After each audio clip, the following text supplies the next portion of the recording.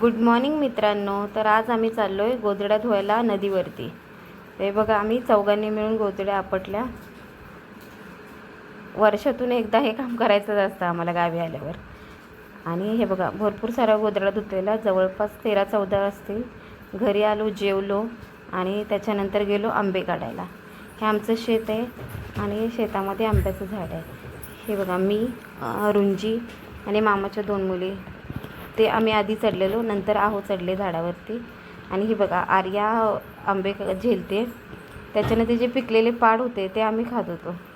ही छोटी नुसते आंबे दाखवते, पण खात तर काय नाही. त्याच्यानंतर निघालो घरी. मी घेतलेली चुलीसाठी लाकडं आणि आहोनी घेतलेले आंबे.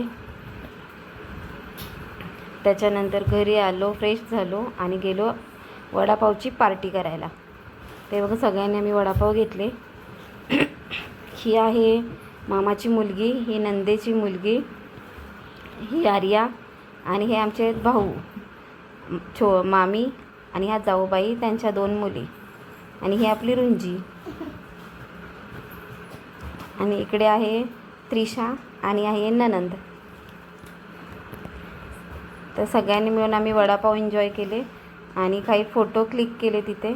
घरी आल्यानंतर मुलींनी पण आजीचा असा फोटो काढला. चलो बाय.